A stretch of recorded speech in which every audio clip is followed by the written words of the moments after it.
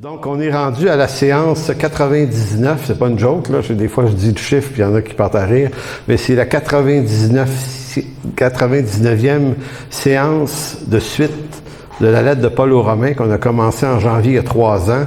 On va terminer ça en décembre prochain, et en janvier, on va commencer un autre livre des Écritures, on va explorer l'Évangile de Jean. À partir de janvier, donc on fait ce qu'on appelle ici de la prédication par exposition de texte. Donc, ça a été une belle aventure, Romain. J'ai environ 700-800 pages de notes, tellement que ça a été long. Fait que voilà, peut-être qu'à un moment donné, il y a quelqu'un qui m'a dit « Tu devrais publier ça », je suis pas sûr, mais on verra bien. Mais voilà, 99e séance. Donc, on est rendu au chapitre 15 aujourd'hui, le verset 1 à 3. C'est ce qu'on va parcourir. Les chapitres 14 et 15, je vais un peu plus rapidement parce que c'est 39 versets depuis le chapitre 14, verset 1, jusqu'à la moitié du chapitre 15. Paul est dans une redondance, mais pas une redondance inutile. C'est qu'il insiste énormément sur l'importance du prochain. Je le disais la semaine passée, 39 versets de suite dans une lettre où il insiste là-dessus, puis il recommence. Puis il dit d'une autre façon, puis il redit. Et un commentateur que je lisais cette semaine là-dessus mentionnait que quand on est parent, on répète aussi des choses à nos enfants. Puis il dit, plus on répète une chose, plus la chose est importante généralement. N'est-ce pas? Donc, la répétition, c'est pas une perte de temps, surtout du temps de l'apôtre Paul, où écrire coûtait très cher parce que le papier sur lequel on écrivait, c'était vraiment pas donné. Donc, si Paul a choisi de mettre beaucoup d'accent et d'insistance sur l'accueil du prochain, c'est parce que c'est extrêmement important, et d'autant plus dans la lettre aux Romains, où Paul explore des doctrines extrêmement importantes, le péché, la perdition, la justification, la sanctification, la doctrine de l'élection. Il y a des sujets extrêmement lourds et importants dans cette lettre-là, et pourtant, tout ça, ça amène à sa conclusion que ça devrait transformer quelque chose dans nos vies, et la transformation, et c'est vraiment intéressant de comprendre ça. La raison pour laquelle Dieu nous transforme, c'est pas pour notre avantage à nous seulement, bien que ça l'est. C'est une bénédiction de pouvoir avoir des délivrances de toutes sortes de choses qui nous accablaient. Et c'est un accablement, des fois, d'encore avoir des problèmes aujourd'hui. On en a tous, de toute façon. Mais la raison pour laquelle Dieu fait une œuvre dans nos vies, c'est afin qu'on puisse aimer les gens. C'est à ceci que tous vous reconnaîtront, disait Jésus. C'est à l'amour que vous avez les uns pour les autres. Et c'est pas un détail, ça, dans l'Écriture. Donc, au chapitre 14, allez pas là, c'est juste pour faire un peu une rétrospective. Au verset 1, il dit ceci. « Faites accueil à celui qui est faible dans la foi. » Ça, c'est le verset 1. Au verset 3, « Ne jugez point les frères sur ce qu'ils mangent. » Au verset 6, « Ne jugez point les frères sur l'importance qu'ils accordent aux jours. » Aux fêtes. Certains accordent, les séjours de la semaine sont égaux, et d'autres accordent plus d'importance à une journée ou à un autre, à des sabbats. Paul disait ça devrait pas être l'objet d'obstination inutile. Il dit que chacun vive ça selon sa foi. Verset 13, ne rien faire pour son frère qui soit une pierre d'achoppement ou une occasion de chute pour lui. Et verset 19, chapitre 14, « Recherchons ce qui contribue à la paix et à l'édification mutuelle. » Donc, dans un seul chapitre, Paul fait 5 affirmations qui dirigent toute notre attention sur l'importance que ça peut avoir. Donc, ça nous amène à comprendre que ces sujets-là sont pas un à côté. Je veux dire par là qu'on peut penser à focusser beaucoup d'énergie, essayer de comprendre la doctrine de la prédestination, de l'élection. Tu sais, c'est des sujets qui sont extrêmement importants, qui sont l'objet de beaucoup de discussions intéressantes généralement. On peut être d'un avis ou d'un autre avis, mais ça reste toujours enrichissant d'en discuter. Donc, il y a plein de stocks. Il y a toute la question de l'israélologie dans Romains 9, 10 et 11. C'est des sujets extrêmement lourds et importants. Et pourtant, l'apôtre Paul, quand il arrive sur l'importance de faire accueil au prochain, c'est à ce sujet-là qu'il accorde le plus d'espace Donc, c'est pas un à côté, c'est d'une même importance que tout le reste. En fait, c'est le produit final de ce que devrait produire l'Écriture et notre conversion. Dieu aime vraiment l'homme. L'homme, la femme, le genre humain, a une réelle valeur à ses yeux. Je veux affirmer ça avant de lire le texte de Romains 15, parce que Romains 15 en est une démonstration. Dieu nous demande d'aimer les gens, mais la raison n'en est pas moins que c'est parce qu'il nous aime, lui. La semaine passée, j'amenais cette idée que le prix que Dieu a payé pour notre rachat, c'est le prix de Jésus-Christ. C'est à ce prix-là qu'il a estimé la valeur qu'il nous accordait dans le rachat. Il y a une chose qui est importante à dire là-dessus, c'est que, intrinsèquement parlant, c'est pas la valeur qu'on a naturellement. Dieu a une valeur de loin supérieure à celle de nous, les êtres humains. Et comme on est devenu pécheurs et qu'on est devenu rebelles, on pourrait penser que tout ça nous fait perdre toute forme de valeur devant lui. Maintenant, quand Dieu a décidé de nous sauver, il a décidé de nous sauver par quelque chose d'une valeur beaucoup supérieure à celle qu'on aurait en tant que créature. Parce que comme créature, on ne vaut pas la valeur de Dieu, faut bien le savoir. Cependant, bien qu'on n'a pas naturellement cette même valeur que lui, c'est quand même cette valeur-là qu'il a choisi de payer.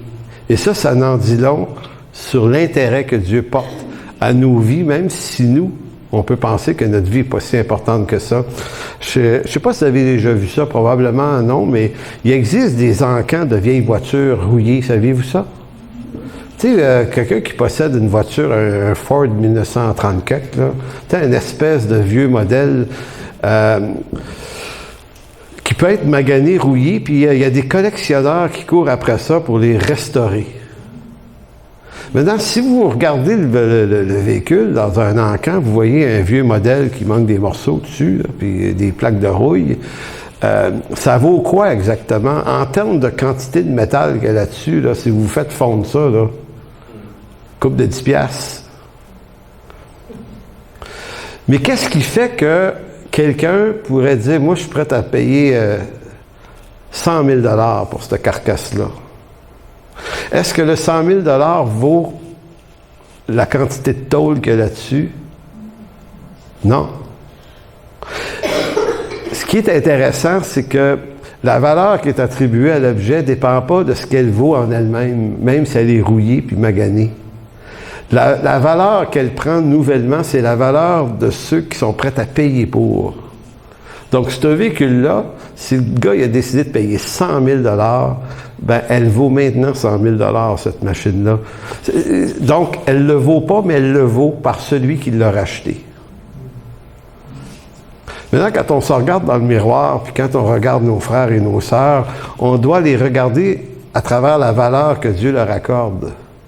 Et non pas par rapport à la valeur dans la chair, ou que leur réussite, ou que leur échec pourrait leur accorder une valeur moindre. Et ça, c'est très important. Et une des raisons, c'est parce que lorsque Dieu a créé l'homme et la femme, il a fait une affirmation très importante. Il a dit, cela est très bon. L'expression, les mots hébreux, moed tov, si on le traduisait littéralement, ça veut dire extrêmement agréable. Donc, lorsque Dieu a créé l'homme, c'est l'affirmation qu'il a fait. Et cette affirmation, elle tient toujours pour une raison très simple, c'est que malgré le péché, nous avons été créés à son image. Bien que le péché soit venu tout corrompre et que Dieu chassa l'homme du jardin d'Éden parce que l'homme fut créé à son image, mais parce que l'homme, fut créé à son image, Dieu décide de le sauver par le prix le plus élevé qui soit. Des fois, dans nos milieux baptistes et réformés, on insiste beaucoup sur la perdition. Puis on aime se flageller à quel point on est perdu, puis on est pourri, puis on est ci, puis on est ça. On est effectivement perdu, rebelle et séparé de Dieu, mais on n'est pas que ça. Et c'est presque pas bon de juste se dire ça, parce que je ne sais pas ce que ça fait dans l'esprit des gens qui entendent, des croyants qui entendent juste ça. Ça investit dans leur faiblesse. Psaume 139, verset 14, ajoute, c'est David qui le dit, « Je te loue de ce que je suis une créature si merveilleuse. » Quand même pas pire. Il dit, « Tes œuvres sont admirables. » Et mon âme le reconnaît bien. Donc, l'œuvre admirable de Dieu, c'est d'avoir fait quand même de nous des créatures si merveilleuses. Et David est un pécheur. Quand même. Moi, j'avais un ami au Saguenay, Yvan, qui faisait souvent des jokes avec sa femme. Il rappelait régulièrement qu'il était une créature si merveilleuse. C'était tellement drôle. Bon. L'idée, vous comprenez, l'idée, c'est que c'est aussi ça, le discours de Dieu. C'est aussi le discours d'un Dieu qui a choisi de nous sauver. Qui nous aime et qui nous aime pour de vrai. Donc, on doit cesser d'avoir de nous-mêmes une image destructrice, comme si nos vies se résumaient à une simple pourriture méprisable. Malgré son péché, Dieu aime l'homme, et Dieu aime l'homme au point où il s'indigne du mal qu'on peut lui faire. Dieu s'indigne des injustices qui sont commises contre des pauvres. Dieu aime qu'on prenne soin de la veuve et de l'orphelin. Dieu fait justice et Dieu va faire justice contre ceux qui ont manqué à la dignité humaine. La colère de Dieu est également pointée sur ces choses-là. Donc, on ne peut pas juste se traiter d'épave tout le temps. On est gracié par le sang du Seigneur Jésus. On a été racheté à un grand prix, à un très grand prix, nous dit Paul. Je me souviens d'une joke que Jean de Courville m'avait faite. Vous savez que lui, il aime la Formule 1. Puis il m'avait dit une fois, il dit, c'était intéressant, il dit, on a été racheté pour un grand prix. C'est pas que tu l'as pogné. Bon, en affirmant tu aimeras ton prochain comme toi-même. Je pense que c'est Paul qui a publié un petit... C'est toi, Paul, hein, qui a publié un petit clip du Guy Corneau, le psychologue québécois. Ouais. C'est très intéressant. Paul a publié ça hier. Puis c'est une entrevue. Connaissez-vous Guy Corneau? Psychologue bien connu. Je ne sais pas s'il y a des sympathies chrétiennes, mais il se met à parler de la Bible dans cette entrevue-là. Puis il cite le passage « Tu aimeras ton prochain comme toi-même ». Puis il se met à discuter de ce texte-là, quand même étonnant. Puis c'est un gars brillant, Guy Corneau. Hein. Il a écrit des bons livres, Père manquant, Fils manqué. Tu sais, je ne sais pas si vous avez connu ce livre-là, là, qui était une vingtaine d'années, qui montrait l'importance des parents dans la vie des enfants. Et lorsqu'il traite de ce texte-là, il fait remarquer qu'il dit « Tu aimeras ton prochain, mais comme toi-même, tu t'aimes aussi. » Puis il est en train de dire, il dit, c'est pas une mauvaise chose de penser qu'on ne devrait pas s'aimer au détriment d'aimer seulement l'autre. Il dit, l'équilibre, là, c'est aussi de s'aimer, parce que si on ne s'aime pas soi-même, on n'aimera pas bien les autres non plus. Et quand j'écoutais ça, je me disais, ça tient-tu à la route? Et ce qui m'est venu à l'esprit, c'est le texte d'Éphésiens 5.28 que je vous ai pas donné. Mais écoutez, mais dans le mariage, c'est dit ceci, c'est ainsi que les maris doivent aimer leur femme comme leur propre corps. Celui qui aime sa femme s'aime lui-même. Donc je me suis dit, oui, ça tient la route. Donc, lui disait, faut pas passer tout notre temps à se dévaluer comme si on valait rien puis qu'on n'en valait pas la peine. Ne serait-ce que par dignité créationnelle, on appartient à Dieu, on a été créé à son image et on est réellement aimé de lui. Donc, cela dit, lisons Romains 15, 1-3, qui dit, nous qui sommes forts, nous devons supporter les faiblesses de ceux qui ne le sont pas, et ne pas nous complaire en nous-mêmes. Donc, il va être énormément question de ce verbe-là, complaire. Qu'est-ce que c'est? Complaire, sinon que d'avoir de la complaisance. Donc, il dit que chacun de nous complaise au prochain pour ce qui est du bien en vue de l'édification, car Christ ne s'est point complu en lui-même, mais selon qu'il est écrit, les outrages de ceux qui t'insultent sont tombés sur moi. Donc, vous avez probablement remarqué que le verbe complaire revient à 3 reprises dans les 3 versets, ce qui rend ce mot-là important dans l'interprétation du texte. Donc, ne pas se complaire en soi-même. En d'autres mots, le mot complaire qui est aresko dans le grec, qui veut dire complaire, c'est vivre les choses, mais toujours en fonction de son avantage à soi, là. C'est dans ce sens-là ici. Donc, c'est en quelque sorte le résultat de tout l'Évangile devrait produire ce genre de qualité-là en nous, d'être capable de supporter les faiblesses de ceux qui ne sont pas forts. Ça rappelle un peu l'idée dans le domaine médical, si vous avez un problème de santé, si vous avez juste une grippe, vous pouvez peut-être aller voir juste le pharmacien. Ça peut être suffisant. Mais si vous avez quelque chose de plus grave, vous devez aller voir votre médecin. Et si ce que vous avez est plus grave que les compétences du médecin, qu'est-ce qu'il fait, lui? Il vous en va voir un spécialiste. Plus votre problème de santé est important, mais rare, plus on vous envoie vers le meilleur des médecins. Il y a des médecins dans nos facultés, dans nos hôpitaux, qui sont des hyper spécialistes d'une chose, et des fois, on peut voyager, changer de pays pour aller se faire traiter par ce médecin-là, parce que c'est lui le meilleur au monde là-dedans. Vous voyez l'idée? Donc, pour pouvoir traiter la chose la plus faible, ça prend le plus fort en médecine. Donc, il y a comme un peu cette idée-là. Nous qui sommes forts, si nous sommes forts, si on pense être fort, là, on pourrait dire mature, mettons, là. Ça se voit par la capacité qu'on a à supporter les faiblesses de ceux qui ne le sont pas. C'est intéressant. Et ne pas nous complaire en nous-mêmes, c'est-à-dire ça ne donne rien d'être fort juste pour soi-même. Parce que ça devient de l'orgueil inutile. Donc, est-ce qu'on devient mature et spirituel pour l'amour d'être mature et spirituel, pour montrer qu'on est mature et spirituel, pour vivre ça là, dans une gang de matures et spirituels?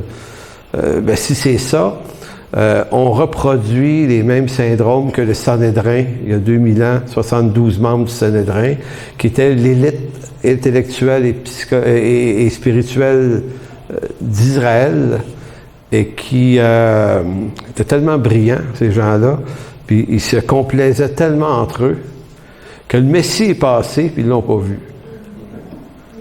C'est quelque chose. Moi, je suis pas contre l'intellectualisme. On doit étudier, on doit comprendre l'Écriture, on doit forcer ça beaucoup. Mais en même temps, si ça nous rend idiots, pas utile. Donc, curieusement, c'est des prostituées, des gens de mauvaise vie. Eux autres, on dit, hey, c'est le Messie, lui. C'est intéressant quand même. Donc, complaire, aresko, dans son usage négatif, se dit de celui qui cherche à plaire pour lui-même, pour attirer l'attention, l'approbation des gens, tirer profit de tous les avantages que ça peut lui rapporter. Ça, c'est dans son usage négatif, parce qu'aresko, c'est pas un mot négatif, c'est neutre, c'est plaire. On peut plaire pour les mauvaises raisons, on peut chercher à plaire pour les bonnes raisons aussi. Donc, dans son usage négatif, se dit de celui qui cherche ce qui est avantageux, non pour lui-même seulement, mais aussi pour l'édification du prochain. Je vous lis le même verset dans la version sommaire, vous l'avez pas, là, mais je vais la lire quand même. Nous qui sommes forts, c'est les mêmes versets, là. Nous qui sommes forts dans la foi, nous devons porter les faiblesses de ceux qui ne le sont pas, sans chercher notre propre satisfaction. Que chacun de nous recherche la satisfaction de son prochain pour le bien de celui-ci en vue de l'aider à grandir dans la foi. Car le Christ n'a pas cherché sa propre satisfaction, mais il a dit, comme le déclare l'Écriture, « Les insultes de ceux qui t'insultent sont tombés sur moi. » Donc, c'est intéressant de voir la version sommaire, comment elle éclaire la traduction d'une façon différente. C'est vraiment hyper clair, là. Donc, ça nous amène à comprendre que Jésus n'a pas cherché, lui, les grands honneurs. Donc, quand il était assis avec chez Matthieu, tu sais, collecteur d'impôts, où vous avez les pharisiens qui regardent ça de loin, puis qui disent aux apôtres qu'ils n'osent même pas entrer eux-mêmes. C'est malaisant d'être avec Jésus, hein? Tu sais, parce que Jésus, c'est pas le gars de la gang d'en haut, là. Fait qu'ils vont dire, hey, votre maître, que tient avec des tout croches, là. Et les apôtres, tu sais, t'imagines Jean, Pierre, les autres, tu sais, qu'est-ce que tu réponds? Tu sais, eux autres même devaient se dire, tu sais, en sortant, tu as envie de faire un meeting, dit Jésus, tu sais, c'est pas vendeur, ben, là. Tu sais, tu tiens que des tout croches, t'es le Messie, on y croit, mais là, tu sais, faudrait peut-être choisir les amis un petit peu. Je veux dire, eux autres, puis quand les pharisiens t'ont vu, c'est pas aidant, ben. Et Jésus est extraordinairement libre. Il n'y en a vraiment rien à cirer de ce genre de valeur-là. Ça, c'est un problème humain. La complaisance. Fait que lui, dans le texte de Matthieu, il est écrit, et lui, les ayant entendus, leur a dit, les gars, c'est les gens malades qui ont besoin d'un médecin. Fait que si vous pensez que vous êtes juste, je ne suis pas venu pour sauver des justes, mais des souffrants, des pécheurs. Quelle réponse! Donc Jésus n'a pas cherché à éviter la honte des gens de mauvaise vie, il a accepté les jugements et les insultes qui venaient avec la communion qu'il avait avec des pécheurs, parce que c'est ce que dit le verset 3. « Les insultes de ceux qui t'insultent sont tombées sur moi. » Autrement dit, Jésus n'est pas assoiffé de se construire un réseau de contacts avec les gens de bonne vie. Tu sais, en se disant, bon, tu sais, comme si le Père, avant de l'envoyer, aurait dit, regarde Jésus, mais tu es sur terre, il y a toutes sortes de monde, là, il y a des tout croches, il y a du monde riche, il y a du monde noble, il y a du monde instruit. Si tu veux que ta mission marche un peu, là, sauver le monde, c'est pas rien,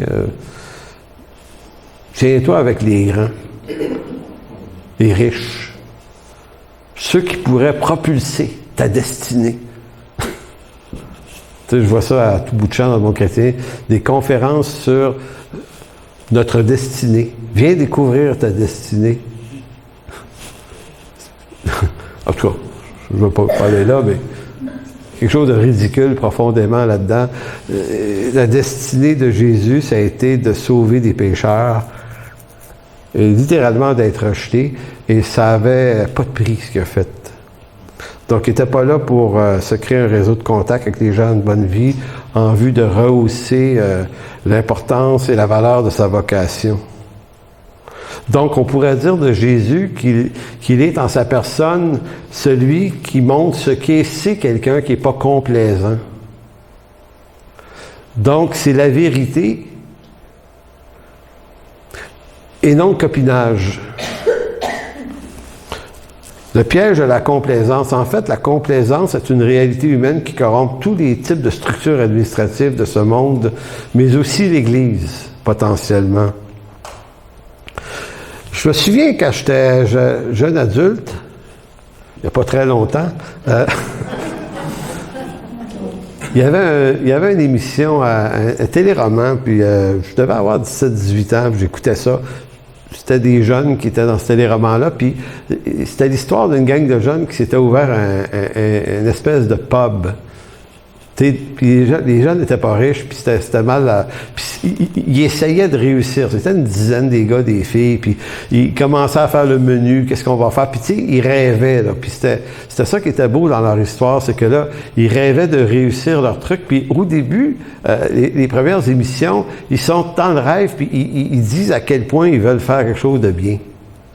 Ils veulent être accueillants dans leur magasin, ils veulent leur restaurant, leur pub, ils veulent que ça soit bien décoré. Puis il y a un gars qui dit, puis je n'oublierai jamais ce qu'il dit, il dit, nous, là, les sandwichs au jambon, il va y en avoir du jambon dedans, tu sais.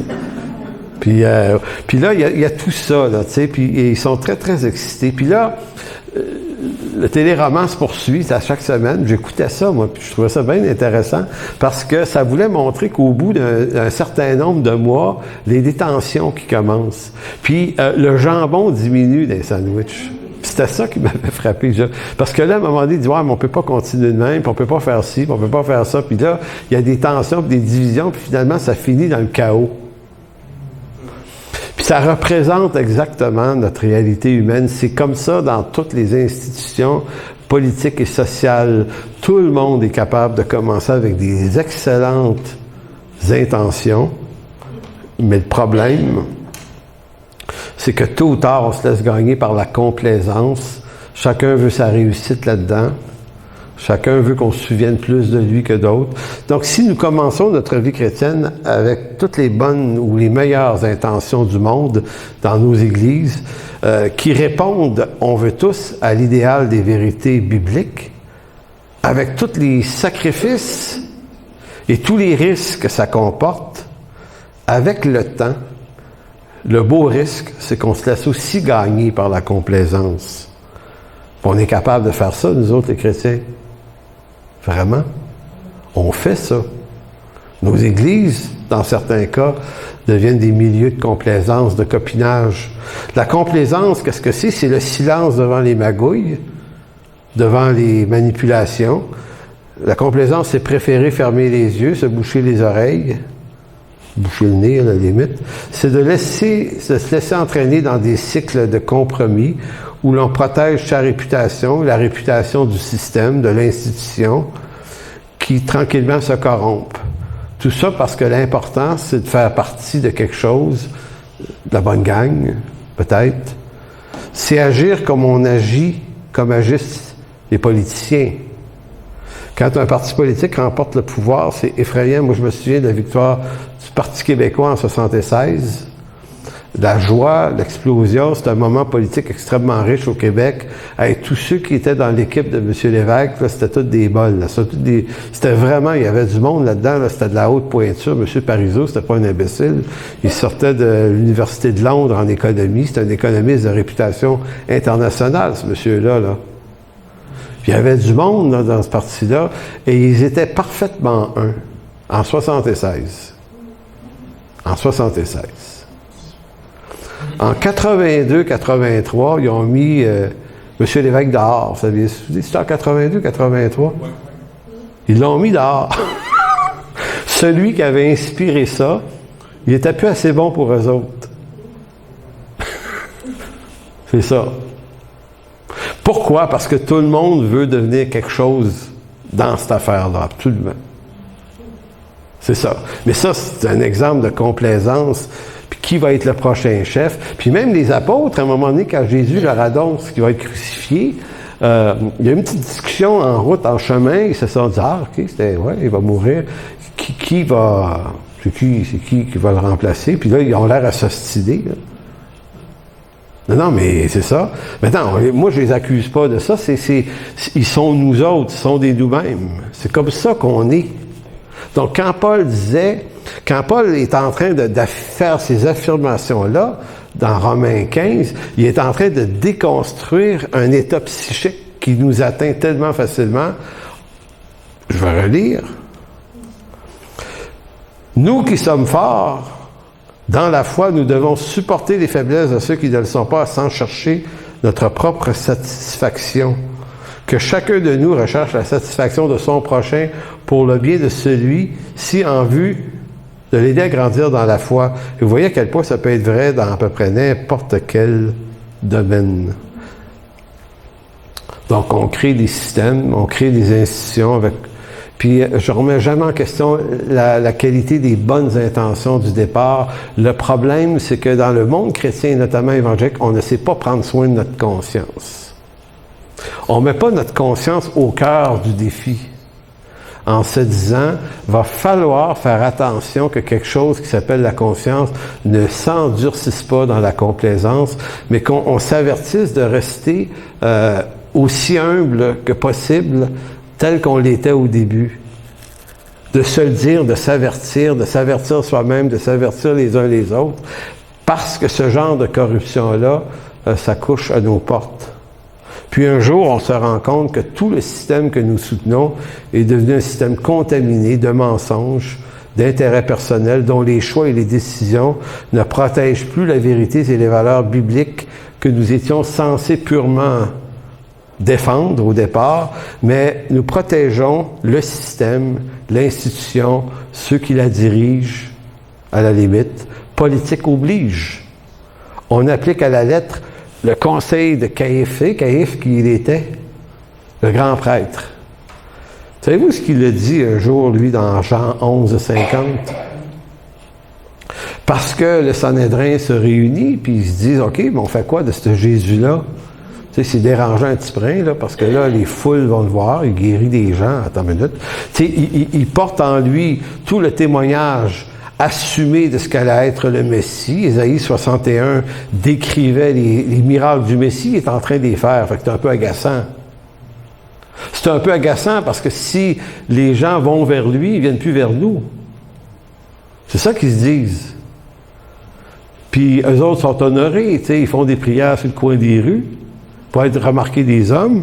Quand ils jeûnent, ils font en sorte que ça se voit. C'est ça de la complaisance. Ils essayent de montrer quelque chose absolument pour obtenir un certain honneur. Et lorsque vient le temps de savoir qu'est-ce qu'il faut faire avec lui, Caïphe a dit, vous ne réfléchissez pas qu'il est dans votre intérêt, qu'un seul homme meure pour le peuple et que la nation tout entière ne périsse pas. C'est une affirmation de haute complaisance. Comme du temps de Jésus, le Sanhédrin et les 72 hommes qui le composaient, majoritairement des Sadducéens, là, étaient membres, ainsi que tous les docteurs de la loi que le Sanhédrin impliquait, mais qu'il y avait des docteurs de la loi en dehors de eux. Écoutez, c'est des bols, là, c'est des génies, ces gars-là, là. Vraiment, là, quand on trouve des ouvrages écrits par les théologiens juifs du premier siècle ou des siècles entourant la venue de Jésus, là, vous avez affaire à une élite là, qui se trouve peu dans le monde, même encore aujourd'hui. Il y a vraiment des grands penseurs, des gars brillants. Là. Donc, tous ces gens-là, finalement, étaient beaucoup plus zélés à défendre les avantages de leur institution, le Sanhédrin, parce que cette institution leur procurait des titres, des sièges dans cette noble assemblée. Donc, vient un jour où c'est plus important de défendre ça que de défendre la vérité qui sautait aux yeux. Donc, c'est ce qu'on appelle la corruption. C'est ce qui se passe dans nos gouvernements tout le temps. Donc là, il y en a plusieurs d'entre nous qui disent « Ah, prochaine élection, on va élire tel parti, ça va être plus nous autres ça, puis blablabla. » Go!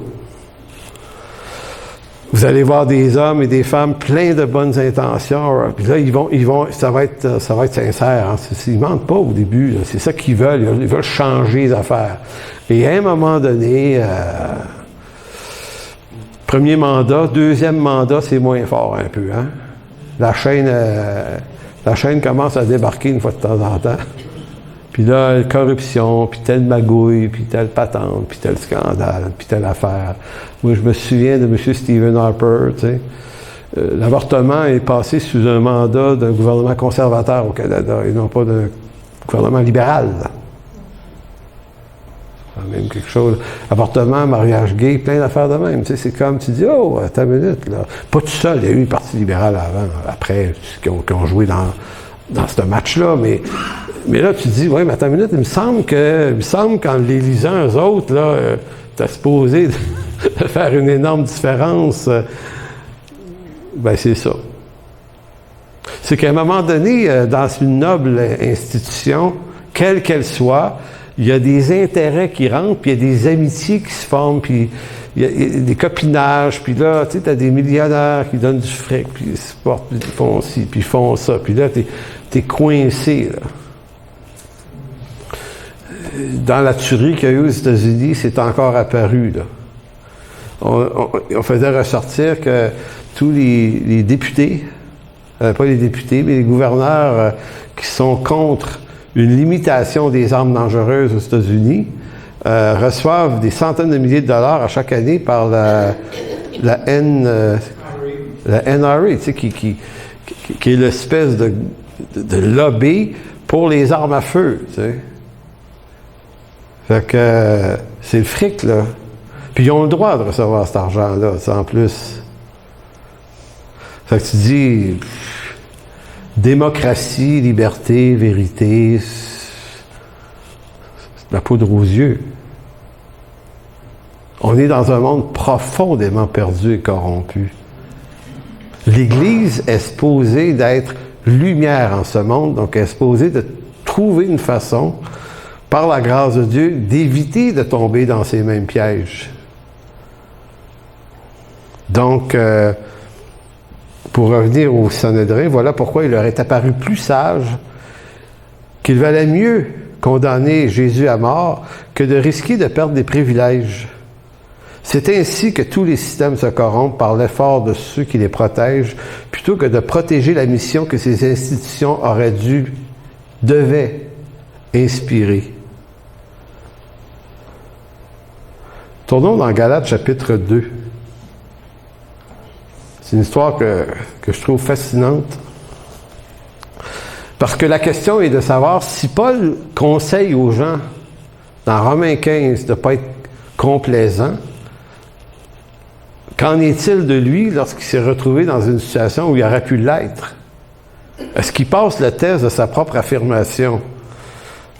Donc, Galates 2.11, « Mais lorsque Céphas, qui est l'apôtre Pierre, vint à Antioche, je lui résistai en face parce qu'il était répréhensible. » Oh boy! Tu sais, allô Matthieu 15, ou non, allô Matthieu 18. Tu sais, il y en a qui vont dire, hey, la discipline, va voir ton frère seul, s'il n'entend pas, va avoir des témoins. L'apôtre Paul, il a sauté les étapes pas mal ici. Puis en passant, arrêtons de triper sur Matthieu 18, 15, là. Il y a d'autres modes de conséquences et de mise en discipline dans l'Écriture. Puis des fois, c'est pas Matthieu 18. Des fois, c'est plus expéditif que ça. Et vous voyez ici, lorsque Céphas vint à Antioche, je lui résistai en face parce qu'il était répréhensible. En effet, avant l'arrivée de quelques personnes envoyées par Jacques, il mangeait avec des païens, ce qui, normalement, pour un Juif, est interdit. Ça n'a même pas rapport à ce qu'il y a dans l'assiette, là. Ça peut être kosher, ce qui est dans l'assiette, mais les païens à côté ne le sont pas.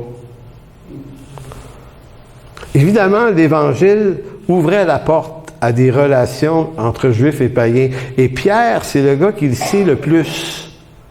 Parce qu'il est le premier éclairé par le Seigneur dans Acte 10, alors qu'il y a une vision des nappes, 3 reprises, tue et mange Pierre, et ça finit par le fait qu'on vient le chercher et qu'on l'amène chez Corneille, un païen, il rentre dans la maison, il est presque mal à l'aise en disant, vous savez qu'il n'est pas permis un païen d'entrer ici, hein? Tu sais, le gars super nerveux, je le comprends, il est tellement habitué à sa culture, mais il est forcé par Dieu à briser les verrous d'une culture qui le garde prisonnier d'un entendement de complaisance anti-païen. C'est l'œuvre de Dieu, il le sait. Mais, verset 12, en effet, avant l'arrivée de quelques personnes envoyées de Jacques, donc il y avait dans l'église de Jérusalem quelques pharisiens semi-convertis, qui, eux, l'entendaient pas comme ça. Ils disaient, oui, les païens, ouais, mais il faudrait les circoncire, il faudrait ci, il faudrait ça. Donc c'était comme si eux autres disaient, oui, chrétiens, mais il faudrait les judaïser aussi. Donc, des prosélytes. Mais l'Évangile ne fait pas des païens des prosélytes. Elle en fait des citoyens des cieux à part entière, sans circoncision. C'était dur à avaler pour plusieurs, donc Pierre, qui le sait, qui est coincé dans le conflit, se dit, ouais, il mangeait avec les païens, mais et quand elles furent venues, il s'esquiva et se tint à l'écart par crainte des circoncis. C'est imaginez la scène. Imaginez la scène. Il se lève. Puis il va s'asseoir avec des Juifs à l'autre table à côté. Ça, j'espère qu'ils ne m'ont pas vu. Hey, c'est l'apôtre Pierre. Là. C'est Pierre. Tu sais, c'est pas le dernier venu, là. Tu sais, le dernier converti, lui, tu dis, bon, il a changé de table, mais lui, il sait pas, là, encore. On va y apprendre. Tu sais. T'en fais pas de cas avec le dernier venu. Mais Pierre, c'est le plus estimé, là. Hey, c'est quelque chose. C'est vraiment quelque chose. Verset 13. Avec lui, les autres Juifs usèrent aussi de dissimulation, de complaisance, en sorte que Barnabas, ça c'est le compagnon de Paul. C'est un gars brillant, là, c'est un théologien, Barnabas, pas un imbécile, là. Il connaît tout ça, ces choses-là, là, puis il est supposé d'être, fut entraîné par leur hypocrisie. Imaginez la scène. Nous, on pourrait dire, regarde, Paul, pogne pas les nerfs, comme toi, regarde. Laisse ça tranquille, va jaser avec Pierre après. Matthieu 18, prends ton frère à part, lui seul. L'apôtre Paul dit, verset 14, « Voyant qu'il ne marchait pas droit selon la vérité de l'Évangile, je dis à ses faces en présence de tous. Si toi qui es juif, tu vis à la manière des païens, non à la manière des juifs, pourquoi forces-tu les païens à judaïser? » Et là, je vous lis pas le reste, là, parce que vous comprenez où ça s'en allait. C'est comme si Paul se lève. Je ne sais pas comment est-ce qu'il y a de monde sur la terrasse, là, où ils sont. Je ne sais pas pourquoi, je les imagine dehors en train de manger. Ils sont-ils en dedans ou dehors, d'après vous? C'est pas important. Donc, j'imagine Paul se lever, puis il dit, bon, Pierre, il faut jaser de quelque chose. Et là, t'as vu que Pierre devait dire, hey, Paul, s'il vous plaît, sors la pas tout de suite. Calme-toi, Paul. Et là, il dit à Pierre devant tous, Pierre, tu viens de commettre une énorme erreur. Elle est grave, l'erreur. Parce qu'en t'esquivant, tu viens de mépriser ces frères-là. Les frères païens, là, ils n'ont pas une valeur inférieure à la nôtre. Le problème que soulève la réaction de Paul dans cette affaire relève du fait que l'esquive de Pierre était de la complaisance contre les frères païens avec qui il mangeait. On ne se trouve pas ici devant une question théologique où l'on pourrait être d'un avis différent. C'est pas ça de théologie. C'est une question théologique. Mais ici, on ne peut pas être d'un avis différent. Ici, Pierre ne marchait pas selon la vérité de l'Évangile. Son geste était un mépris flagrant des frères dont il s'esquivait. En s'objectant à Pierre, Paul n'a pas choisi la facilité. Vous voyez l'idée? Il ne choisit pas la facilité qui est de juste, bof, ça me tente de passer une mauvaise après-midi après, là, parce que je me suis levé dans Pierre. Tu sais, ça va amener des problèmes. Non, il ne choisit pas la facilité, ni la complaisance, ni le copinage. Il ne cherche pas à protéger l'Église, parce que c'est ça que certains auraient pu dire. Hey, Paul, ça va nous diviser. C'est pas bon, ça, pour l'Église, que tu fais là. Paul pense le contraire. Non, c'est bon pour l'Église qu'on reste attaché à la vérité de l'Évangile et qu'on ne rentre pas dans des chemins de complaisance, parce que si on fait ça, on va corrompre. Si on ouvre cette porte-là, on s'en va nulle part. Donc, ne choisit ni la facilité ni la complaisance du copinage en vue de protéger l'Église en cachant la faute de Pierre. Paul a choisi de défendre un point plus important encore, la vérité de l'Évangile, pour sauver toute l'Église des dérives de la complaisance. En d'autres mots, contrairement à ce qui est souvent entendu, on ne doit pas absolument protéger l'Église au détriment de la vérité, On doit plutôt prendre le risque de protéger la vérité si même cela est au détriment de l'Église. L'unité qui se construit sur les compromis et les copinages mène de toute façon à la ruine. L'unité en Christ a pour unique ciment la vérité biblique. Lorsqu'on dit ça, évidemment, on n'entend pas qu'il faut chiquer de la guenille sur tout et n'importe quoi. Ça, c'est un autre problème. Dans une église, il y a des affaires qui méritent juste d'être couvertes. Regarde, il y a des situations, des péchés de certaines personnes qui ne sont pas de nature publique. Pierre, c'est de nature publique. Il y a des situations qui sont vraiment importantes. Matthieu 18, 15 s'applique. Si ton frère a péché contre toi, va le voir. Là, c'est une autre affaire. Il y a des situations qui ne méritent pas une intervention. Moi, j'ai connu une église qui intervenait sur tout, là, et il n'existe plus, là, cette église-là. Tu sais, au bout de quelques années, ils se détestaient toute la gang parce qu'on fait relever toutes les petites différences, on fait des conflits, des débats pour tout puis rien, puis à un moment donné, non, il y a des affaires que tu dis, ça vaut pas une division. Mais l'erreur de Pierre, elle, au risque du trouble que ça peut amener, Paul s'est dit ici, c'est la vérité de l'Évangile, et ça, c'est au-dessus de l'institution. Donc, c'est pour ça que le but de l'Évangile n'est pas la maîtrise des concepts et des doctrines qui permettent d'étaler nos savoirs théologiques, c'est plutôt d'être en nos personnes la manifestation des transformations que l'Évangile produit en nous pour l'avantage du prochain, pour l'avantage du plus faible, ce que Pierre a manqué cette fois-là. Autrement, c'est de la diarrhée verbale. Je sais que Paul a bien aimé mon expression, là. Je vais faire un petit commentaire personnel. Autrement, c'est de la diarrhée verbale qui ne vaut guère mieux que les astucieux échanges des docteurs de la loi d'Israël, ceux-là même qui ont plutôt souhaité la condamnation de Jésus, en se disant que ça, c'est mieux. Le fort, celui qui est mature spirituellement, n'en montre pas le fruit par la réussite, par ses réussites et ses exploits, mais celui qui est mature spirituellement, ça devrait se voir par la capacité qu'il a à supporter les plus faibles dans le corps de Christ. En passant, je vous dis ça, je suis pas en train de vous dire, venez me rejoindre dans la gang des matures, moi je suis déjà là, c'est pas vrai, là. On est en chemin, comme on aime le dire ici à l'Église, et si on se parle de ça aujourd'hui, c'est parce que ça fait partie de la trajectoire dans laquelle, collectivement, on veut se rendre.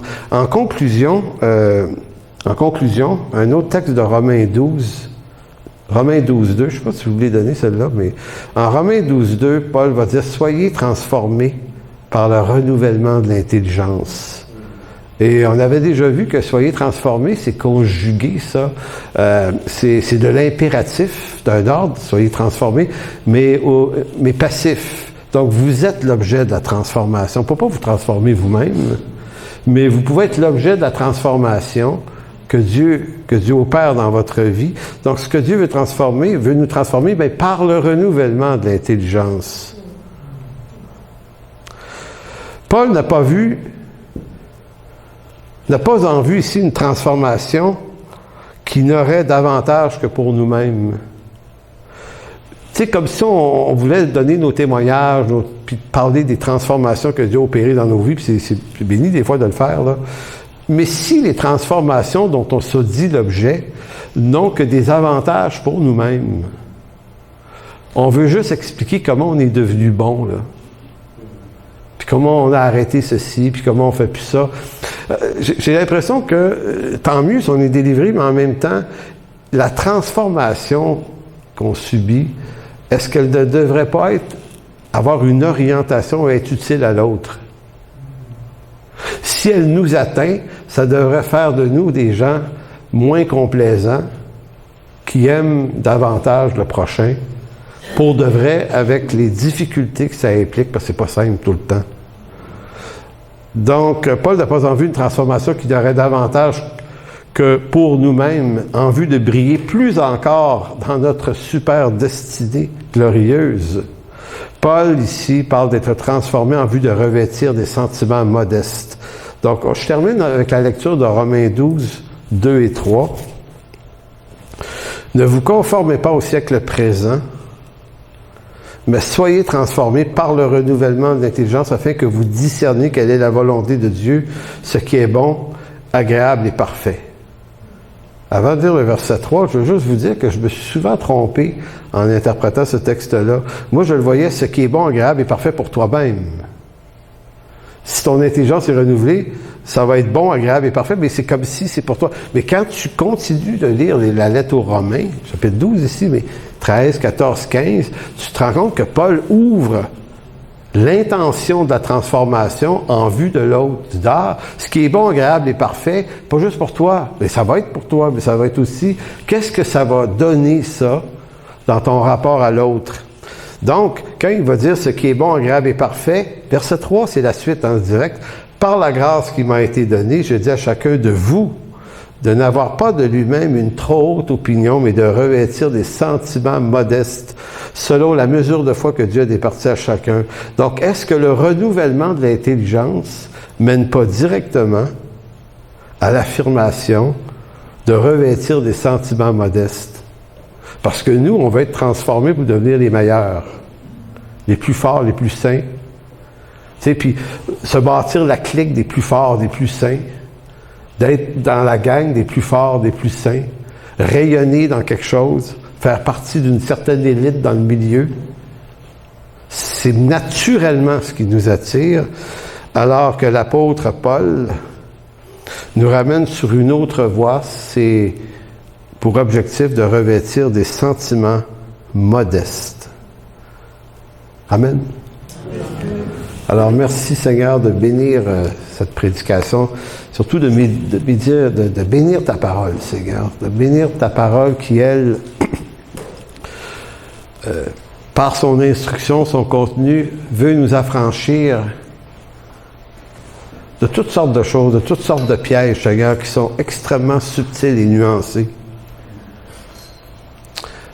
Alors, merci, mon Dieu, de donner à cette parole, à ces textes, une envergure dans notre conscience.